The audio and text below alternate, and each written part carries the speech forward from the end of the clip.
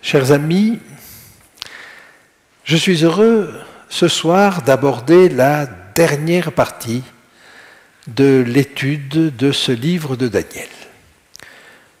Nous abordons le chapitre 10, c'est-à-dire la dernière vision de Daniel, et c'est peut-être la partie du livre qui est la moins connue et qui est réputée la plus difficile.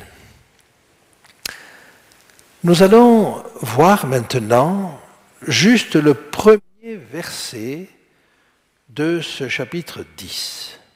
Je vous invite à le lire. La 3e année de Cyrus, roi de Perse, une parole fut révélée à Daniel qu'on nommait Beltchatsar. Cette parole, qui est véritable, annonce une grande calamité. Il fut attentif à cette parole et il eut l'intelligence de la vision. La 3e année de Cyrus. Ce simple morceau de phrase va nous retenir quelques minutes. En effet, il y a 2 manières de compter les années de Cyrus. Cyrus a été roi, et roi de Perse, depuis les années, on va dire 550 environ avant Jésus-Christ. Mais l'usage a voulu qu'il compte ces années à partir de la prise de Babylone pour certains. Et donc les historiens grecs en général, Hérodote et d'autres historiens à sa suite, ont commencé à compter les années de Cyrus à partir de 539, date de la prise de Babylone. C'est ce que fait Hérodote et c'est ce que font beaucoup d'historiens grecs. Mais il y a une autre manière de compter les choses. En effet, Darius le Mède a été roi du royaume des Chaldéens à partir de 539 et environ pendant 2 ans. C'est-à-dire en gros jusqu'en 537, peut-être même moins que cela. Le fait est que, officiellement, alors que Cyrus était l'homme fort de la situation à l'époque, qu'il était chef de l'armée et qu'il se savait héritier du royaume, Darius le Mède, lui, était encore le roi en titre. Et ce n'est qu'au décès de Darius le Mède que Cyrus le Perse va changer de titre et prendre le titre de roi de Babylone. Et quand on examine la titulature, c'est-à-dire les titres que se donnait Cyrus, on se rend compte qu'à un moment donné dans son histoire, il a ajouté à ces titres, et en particulier roi des pays, il a ajouté le titre de roi de Babylone. Mais il ne l'a pas toujours pris. Et ceci, il a commencé à le prendre à partir de l'année 537. C'est cette date-là que nous aurons tendance à retenir. Alors j'avance un petit peu et je vous montre cela. Vous voyez sur ce graphique que l'on peut compter la première année de Cyrus à partir de l'année 537. Dans ces conditions, la 3e année de Cyrus, c'est l'année 535. Mais la 2e manière de compter, et nous allons supposer que c'est celle de Daniel, c'est de compter sa première année à la prise de Babylone en 539, et la 3e année serait en 537. Quelle est l'importance de cette précision? C'est que 537, c'est l'année où Cyrus va émettre un décret permettant aux Juifs de rentrer au pays. Et donc Esdras, qui rapporte la chose et qui rapporte le décret, l'attribue à la première année de Cyrus, selon l'usage de l'époque Et donc il a tenu compte du règne de Darius le Mède, et ce n'est qu'après qu'arrive le règne de Cyrus. Ce qui est intéressant, c'est que une des versions de la Septante, parce qu'il y en a plusieurs, corrige ce premier verset en disant la première année de Cyrus et non pas la troisième. Alors, si nous tenons compte de cela, et je reviens sur le schéma, la seule année qui puisse être à la fois la première année et la troisième année de Cyrus, c'est l'année 537, c'est-à-dire l'année où Cyrus a donné son décret permettant aux Juifs de revenir. Si je me suis permis de prendre ces quelques minutes, c'est parce que cela va avoir de l'intérêt dans la suite de notre étude. Je passe sur les sources qui nous parlent de Cyrus, mais je vous ai déjà parlé de Xénophon. Et Xénophon était un mercenaire grec qui était au service de Cyrus le Jeune, un descendant lointain de Cyrus en conflit avec son frère.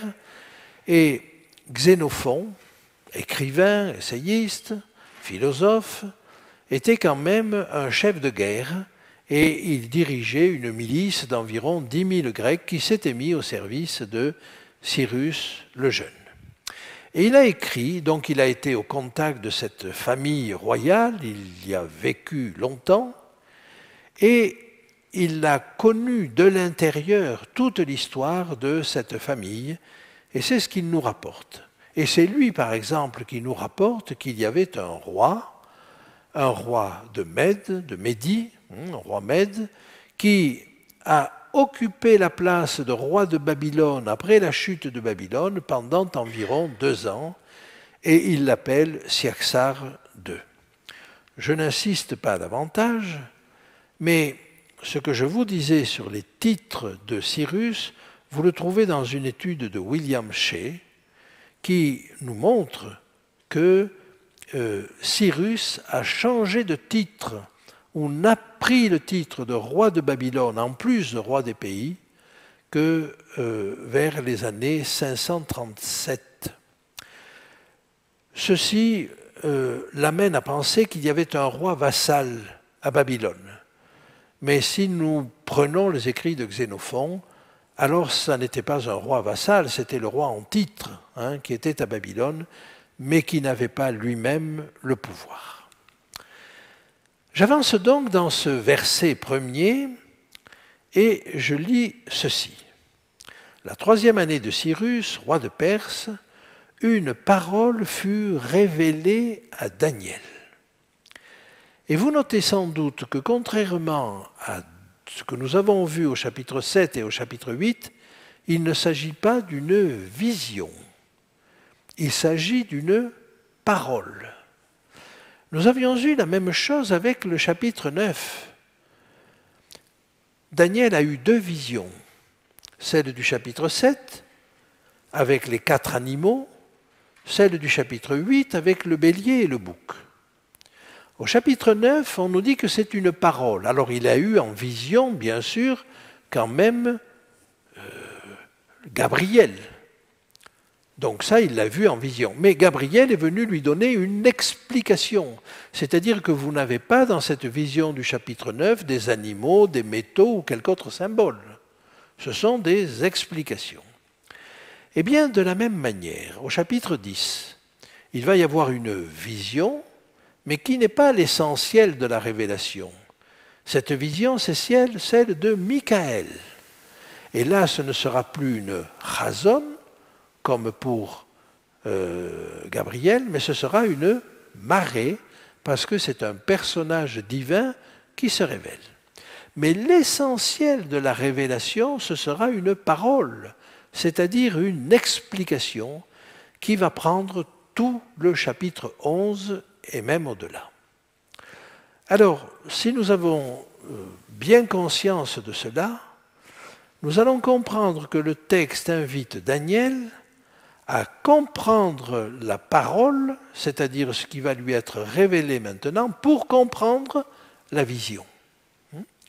Et donc, toutes ces visions de Daniel, chapitres 7, 8, 9, et puis la dernière, 10 à 12, se tiennent et appartiennent à un ensemble.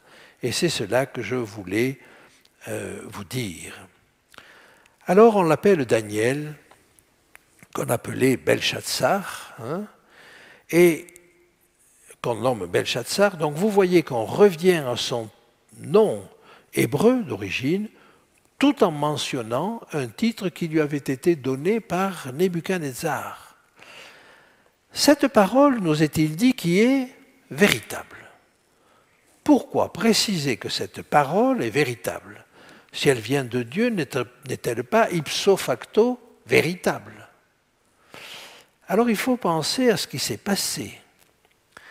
Parce que Daniel, au chapitre 7, lors de sa première vision, était tellement étonné de la vision qu'il a demandé « Mais qu'est-ce qu'il y a de vrai dans cela ?»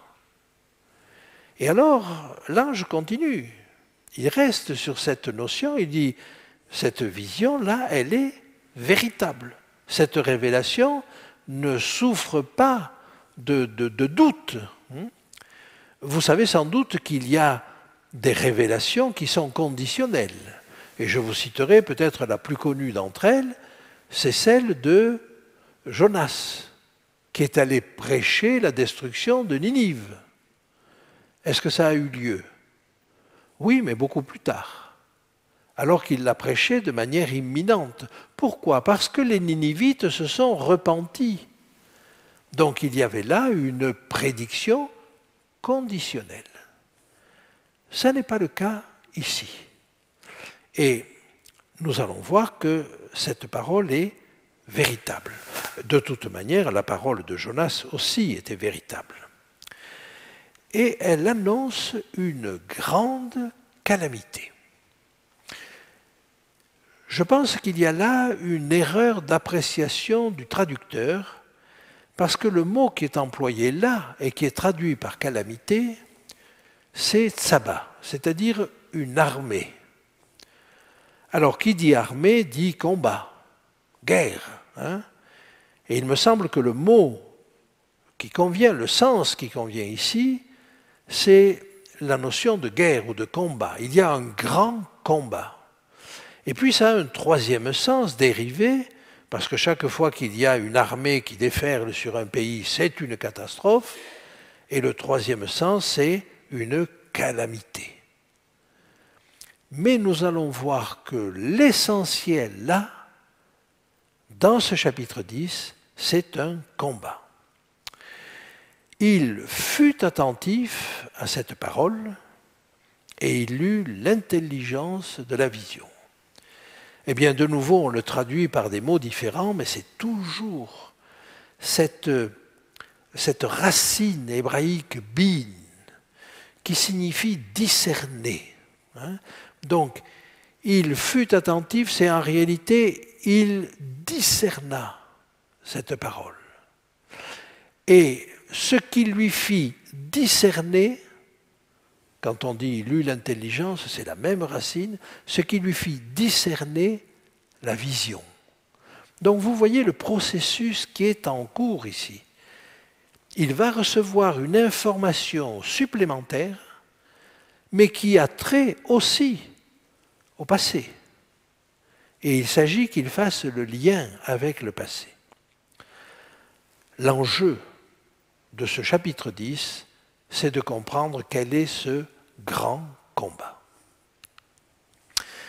Laissez-moi avancer encore, et sur cette parole qui est véritable, et qu'apparemment Daniel a mis en doute, non, il n'a pas mis en doute, il s'est vraiment interrogé tellement il était effaré de voir le peuple de Dieu accablé et persécuté qu'il s'est demandé effectivement s'il n'y avait pas là peut-être quelque chose de conditionnel.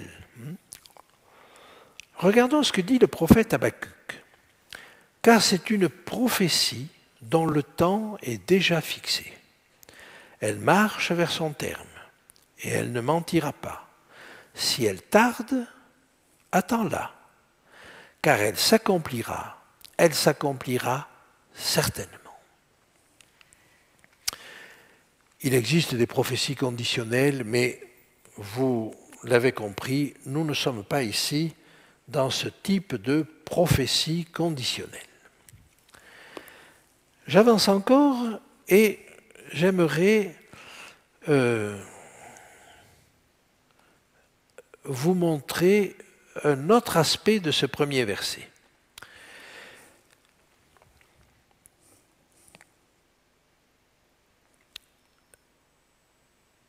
Est-ce que vous réalisez que Daniel, au cours de toutes ses visions, va de découverte en découverte? Et chaque fois, il lui faut comprendre quelque chose, et quand il l'a compris, il faut encore derrière qu'il comprenne autre chose. Alors, tout au long de ces chapitres, il s'est posé des questions. Quand vous regardez, dès le chapitre 7, il a l'esprit troublé. Et au verset 19, « Je désirais savoir la vérité sur le quatrième animal. » Verset 28, ici finirent les paroles, « Moi, Daniel, je fus extrêmement troublé par mes pensées. » Au chapitre 8, même chose.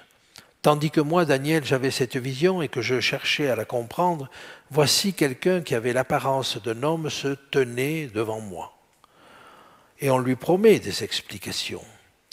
Et j'entendis la voix d'un homme au milieu de l'oulaï, et il cria à Gabriel, « Explique-lui la vision. » Eh bien, l'ange va affirmer, et la vision des soirs et des matins dont il s'agit est véritable. Pour toi, tiens secrète cette vision, car elle se rapporte à des temps éloignés. Moi, Daniel, je fus plusieurs jours languissant et malade, puis je me levai et je m'occupais des affaires du roi. J'étais étonné de la vision et personne n'en eut connaissance. Voilà comment se termine le chapitre 8. Au chapitre 9, Daniel cherche toujours à comprendre. Je parlais encore dans ma prière quand l'homme Gabriel, que j'avais vu précédemment dans une vision, s'approcha de moi d'un vol rapide au moment de l'offrande du soir. Il m'instruisit et s'entretint avec moi. Il me dit, « Daniel, je suis venu maintenant pour ouvrir ton intelligence. » Daniel était en train de prier, mais juste avant, que faisait-il? Il sondait les prophéties de Jérémie pour chercher à comprendre. Et il cherchait à savoir ce qui allait se passer pour ce sanctuaire, alors que ça faisait pratiquement 70 ans qu'il était, lui, captif, puisqu'il a fait partie de la première déportation. Mais l'ange ne peut pas aller jusqu'au bout de l'entretien. Et au verset 27 du chapitre 9, il est dit « Le dévastateur commettra les choses les plus abominables jusqu'à ce que la ruine, ce qui a été résolu, fonde sur le dévastateur. » Mais on ne nous parle pas du royaume éternel. Or ça, c'est la fin de l'histoire. Alors, je reviens à notre verset premier qui annonce une grande calamité. Il fut attentif à cette parole et il eut l'intelligence de la vision. En réalité, je vous l'ai dit, c'est chaque fois la racine bin et bina qui est en cause. Maintenant, l'interrogation de Daniel, comme au chapitre 8, va nous permettre de comprendre quel est le sujet précis de sa requête à ce moment-là. La première question nous montre que Daniel douterait presque de ce qu'il vient de voir. Mais la suivante, et je parle du chapitre 7, permet de préciser que l'intrigue, c'est la persécution du peuple des saints. Alors, avançons encore un petit peu et regardons. Le grand enjeu du chapitre 10 est de comprendre ce que Daniel a compris, parce que le verset se termine par l'idée que Daniel a compris. Alors qu'au chapitre 7, il ne comprend pas. Au chapitre 8, il ne comprend pas. Au chapitre 9, il pose encore des questions. Chapitre 10, il nous dit, il comprit la vision. Qu'est-ce qu'il a compris? Et ça, si vous voulez, c'est ce que nous allons essayer de déterminer dans les exposés que nous allons avoir ensemble prochainement. Par conséquent, vous voyez, j'aimerais conclure sur cette idée. Cette idée, c'est que on ouvre à celui qui frappe à la porte. On répond à celui qui demande. C'est Jésus qui nous le dit. Et n'hésitons pas à poser des questions. On pourrait croire que le fait de poser des questions est reçu ou est compris comme le fait de mettre en doute la parole de Dieu. Mais pas du tout. Pas du tout. Est-ce que je vous choque si je vous dis que Dieu aime que l'on pose des questions? Dieu aime que l'on s'interroge. Et s'il nous donne des choses à comprendre et que nous nous interrogeons, alors oui, il est heureux que nous nous interrogions. Et il nous faut nous débarrasser de cette idée que ça pourrait être une irrévérence vis-à-vis de Dieu que de poser des questions. Voyez, on a trop entretenu l'idée que Dieu était mystérieux, que Dieu était inaccessible. Bien sûr, il y a des choses sur la nature de Dieu qui nous échappent. J'en suis bien conscient. Mais quand Dieu donne une révélation, c'est pour qu'elle soit comprise. Ça n'est pas pour nous laisser dans la confusion. Et donc, je vous invite et je nous invite à nous interroger. J'ajoute que plus nous poserons des questions aiguës, précises, pertinentes, plus nous aurons des réponses aiguës, précises et pertinentes. Ne soyons pas en retrait par rapport à cela. N'ayons pas cette idée que Dieu se cache. Rappelez-vous ce que nous avons vu et ce que Nebuchadnezzar a découvert, c'est que Dieu est un Dieu qui se révèle, qui veut se faire connaître et qui veut se faire connaître sous le meilleur jour. Et comme les hommes ne le comprenaient pas à travers tout ce qu'il avait fait, à travers tout ce qu'il avait donné comme révélation aux prophètes pendant tout l'Ancien Testament, qu'a-t-il fait? Il a envoyé son Fils. Et c'est le prologue de Jean qui nous le dit, le premier chapitre de son évangile, qui nous explique que la mission majeure de Jésus en venant sur cette terre, c'était de faire connaître Dieu. Alors, nous ne saurons jamais tout de Dieu, mais essayons de recevoir, de comprendre, d'analyser ce qu'il nous a donné à comprendre. Merci de votre attention et dans quelques minutes, nous allons reprendre nos entretiens.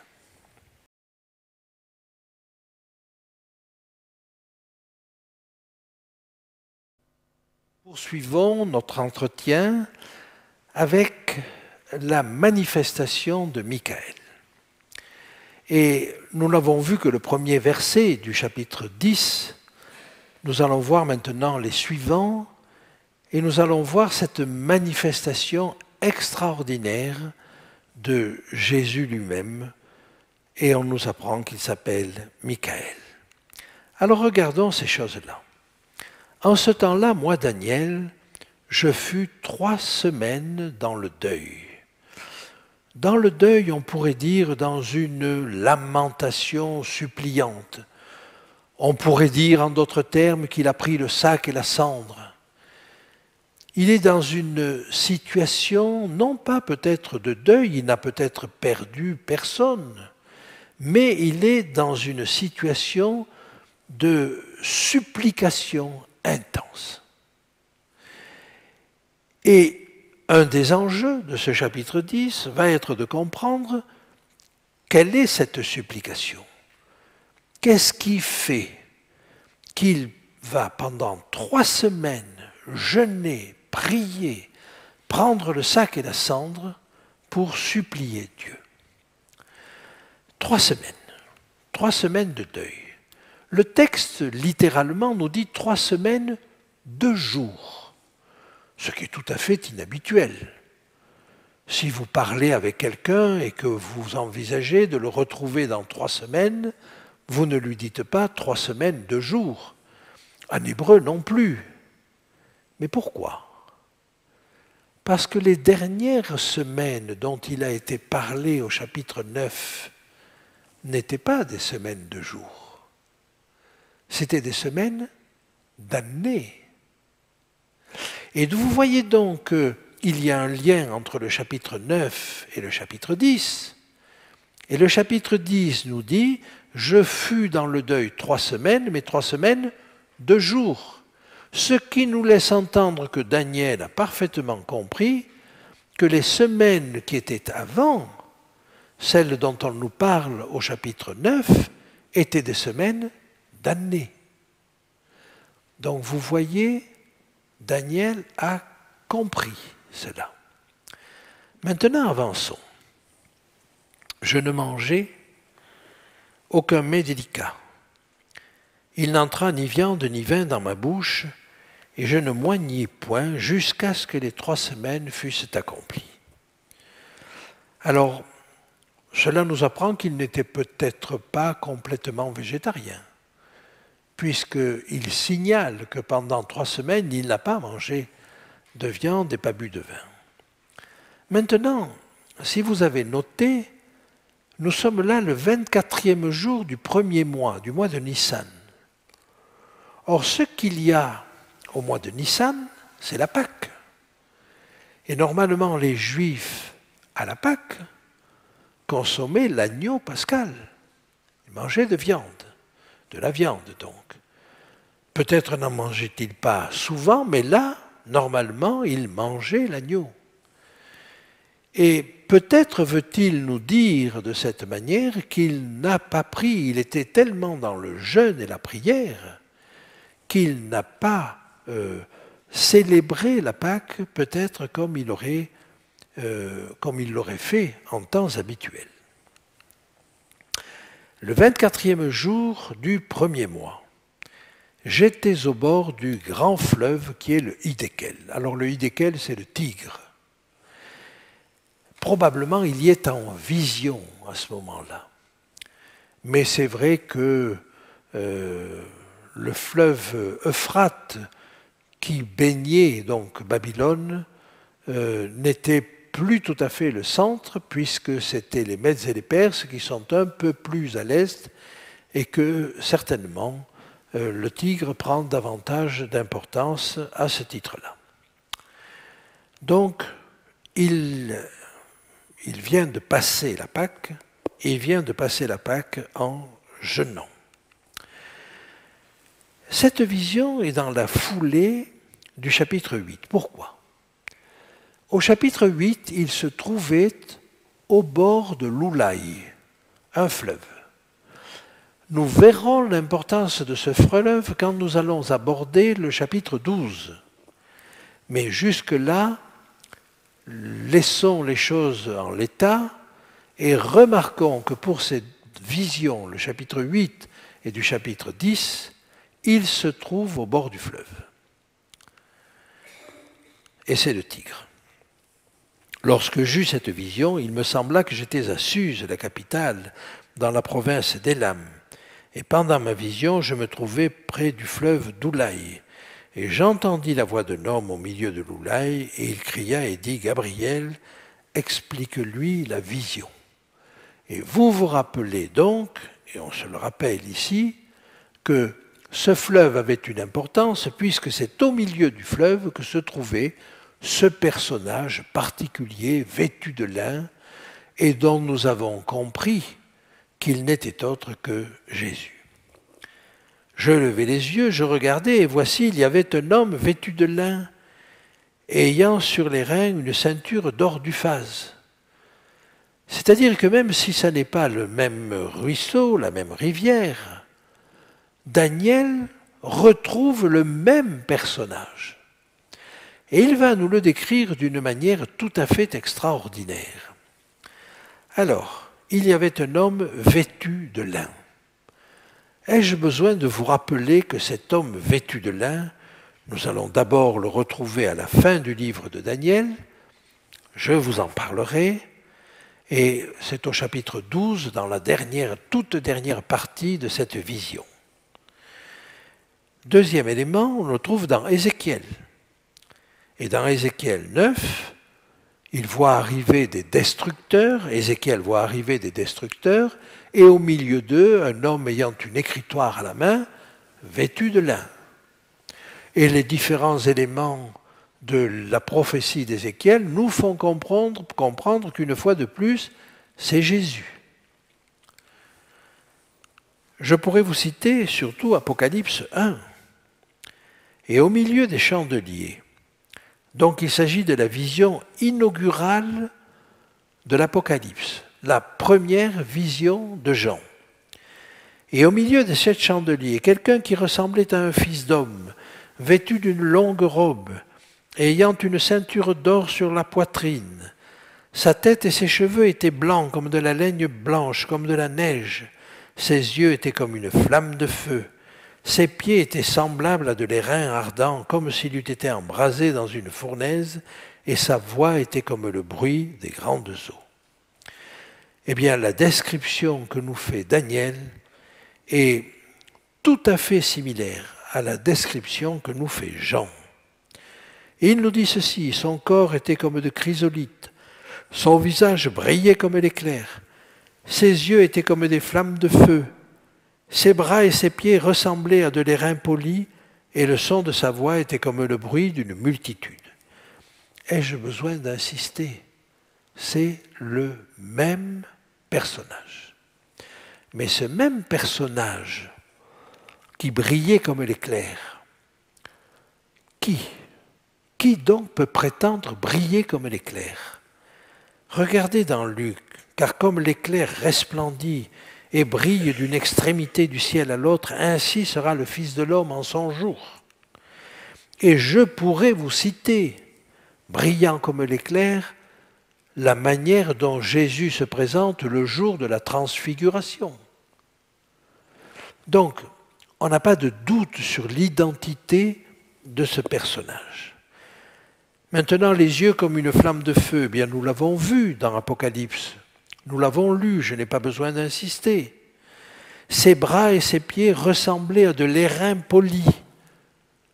Et de nouveau, l'airain poli, c'est une allusion bien sûr à la fournaise ardente, au chapitre 3. Mais vous avez ça dans l'Apocalypse. Et vous avez ça dans Ézéchiel. Par conséquent, si vous voulez, ce personnage commence à nous être connu. Et je me permets d'avancer. Ézéchiel, je vis encore comme de l'airain poli, comme du feu au-dedans duquel était cet homme, et qui rayonnait tout autour, depuis la forme de ses reins jusqu'en haut, et depuis la forme de ses reins jusqu'en bas, je vis comme du feu, et comme une lumière éclatante dont il était environné. Le dernier élément de cette description, c'est le son de sa voix, qui était comme le bruit d'une multitude. Une expression équivalente le compare cette voix au bruit des grandes eaux. Apocalypse, ses pieds étaient semblables à de l'airain ardent, comme s'il eût été embrasé dans une fournaise, et sa voix était comme le bruit des grandes eaux. Alors, cet homme vêtu de lin, en réalité, il a un double parallèle entre Daniel et l'Apocalypse. Le texte que nous venons de lire dans Daniel 10 a son parallèle dans Apocalypse 1. Mais le personnage va réapparaître à la fin de la vision au chapitre 12. Et là, il va jurer, chose qui est tout à fait exceptionnelle. Il va lever la main et jurer au nom de Dieu. Eh bien, nous avons la même chose qui se produit dans Apocalypse au chapitre 10.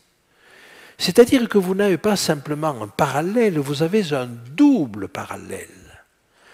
Daniel 10 qui correspond à Apocalypse 1, Daniel 12 qui correspond à Apocalypse 10.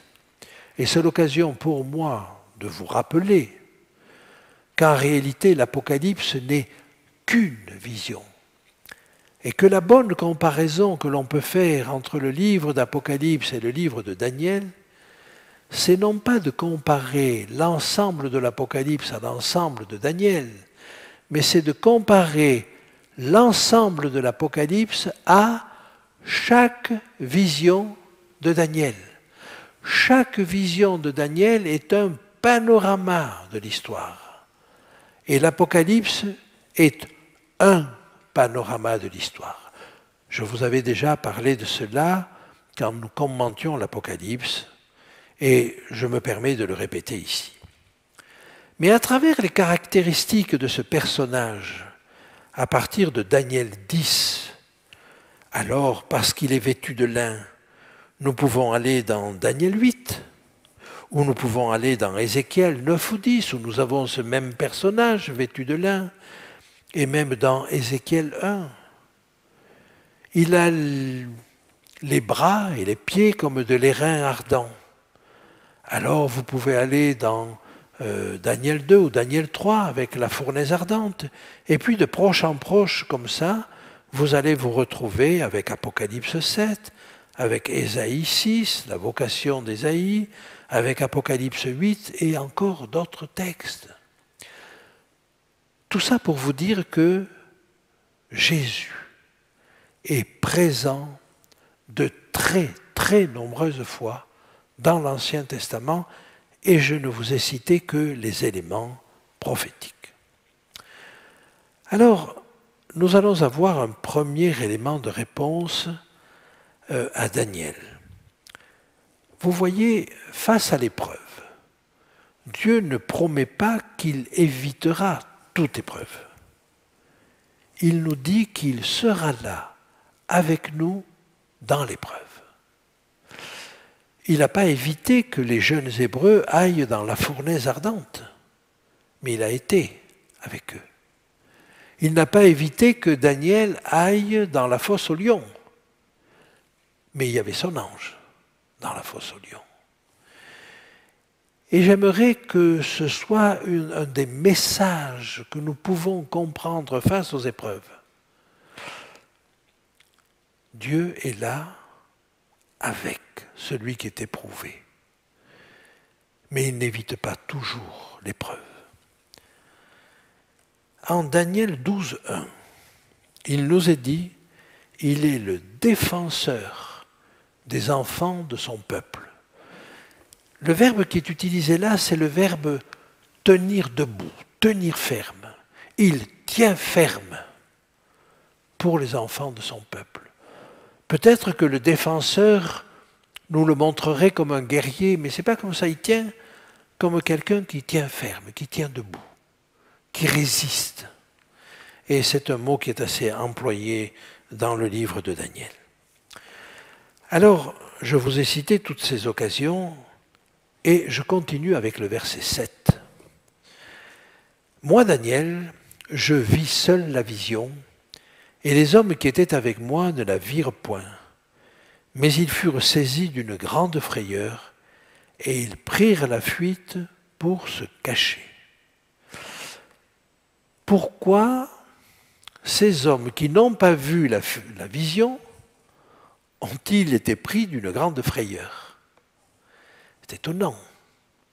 Peut-être ont-ils entendu un bruit. Et nous allons voir ce qui s'est passé avec Saul de Tarse. Comme Saul était en chemin, sur le chemin de Damas, donc, qu'il approchait de Damas, tout à coup une lumière venant du ciel resplendit autour de lui. Il tomba par terre, et il entendit une voix qui lui disait « Saul, Saul, pourquoi me persécutes-tu » Les hommes qui l'accompagnaient demeurèrent stupéfaits. Ils entendirent bien la voix, mais ils ne voyaient personne. Dans l'expérience de Paul, on nous montre bien qu'ils n'ont pas vu la vision, mais ils ont entendu quelque chose. Et rien que cette voix les a effrayés. Eh bien, il s'est probablement passé la même chose, ce qui nous montre que Daniel n'était pas seul, et que dans cette démarche de prière et de jeûne, probablement il était accompagné. Je restais seul et je vis cette grande vision. les forces me manquèrent. Mon visage changea de couleur et fut décomposé, et je perdis toute vigueur. Si son visage change de couleur, pensez à Belshazzar, qui lui aussi a changé de couleur, mais pas pour les mêmes raisons. Il avait peur.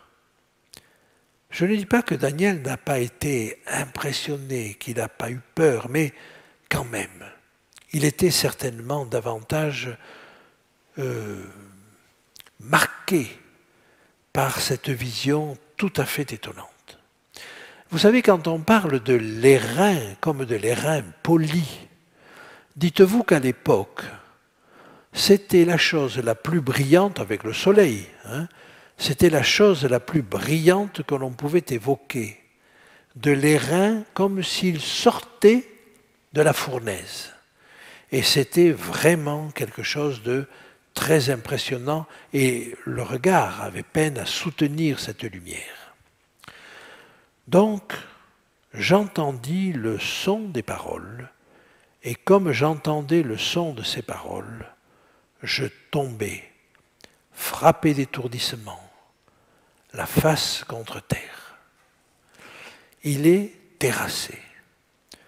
Faut-il que je vous rappelle que tous ceux à qui c'est arrivé ont subi la même chose? Ésaïe, terrassé. Ézéchiel, terrassé. Saul de Tarse, terrassé. La face contre terre. Mais ce qu'il y a d'extraordinaire dans tous ces cas-là, c'est que dans tous ces cas, dans tout ce qui est arrivé à ces hommes de Dieu, si la vision les terrasse immédiatement, une main leur est tendue pour se relever. Et une fois de plus, Dieu ne souhaite pas avoir des rampants devant lui. Ce sont des hommes debout qu'il veut, respectueux, certes, craignant Dieu, certes, mais debout. Et chaque fois, il les invite à se lever, à se tenir debout en face de lui. Est-ce que nous voulons nous tenir debout en face de lui? Est-ce que nous souhaitons garder cette position? Dieu ne souhaite pas des vers de terre. Il souhaite des hommes et des femmes qui se tiennent debout devant lui. Tremblants, certes, mais debout. Alors, la vision le remplit d'effroi. Regardez ce qui est dit dans Apocalypse. Quand je le vis, je tombai à ses pieds comme mort. Il posa sur moi sa main droite en disant « Ne crains point, je suis le premier et le dernier et le vivant. J'étais mort, et voici je suis vivant au siècle des siècles. Je tiens les clés de la mort et du séjour des morts. » Est-ce qu'il est difficile d'identifier le personnage qui se tient là? Non, c'est Jésus. Il n'y a que lui pour dire qu'il tient les clés de la mort et du séjour des morts. J'aimerais maintenant vous montrer ce qui est arrivé à Ézéchiel. Tel l'aspect de l'arc qui est dans la nue en un jour de pluie, ainsi était l'aspect de cette lumière éclatante qui l'entourait. C'était une image de la gloire de l'Éternel. Et là, Ézéchiel reçoit une révélation supplémentaire, celle de l'arc-en-ciel. Arc-en-ciel, signe de l'alliance. Et donc cette vision n'est pas destinée à écraser l'homme. Elle est au contraire destinée à lui montrer qu'il peut faire alliance avec la plus grande puissance qui soit, c'est-à-dire Dieu. C'était une image de la gloire de l'Éternel. À cette vue, je tombai sur ma face et j'entendis la voix de quelqu'un qui parlait. Eh bien, nous arrivons au terme de cette étude. Et je crois qu'il est important pour nous de réaliser que ce que Daniel a vécu, et a vécu à plusieurs reprises, puisque nous le voyons au chapitre 8, terrassé de la même manière, il le revit au chapitre 10. il n'est pas terrassé par la présence de Gabriel. Gabriel l'impressionne, certes, mais il n'est pas terrassé. Par contre, il est terrassé par la vision de Jésus. Et nous allons voir qu'il va être soutenu. Mais ce qui est extraordinaire dans la suite du texte, que nous verrons dans nos prochains exposés, c'est que ce soutien-là va d'abord venir de Gabriel. Et ça ne sera pas suffisant. Alors le soutien va venir de Michael lui-même. C'est-à-dire qu'il va être soutenu par Jésus lui-même.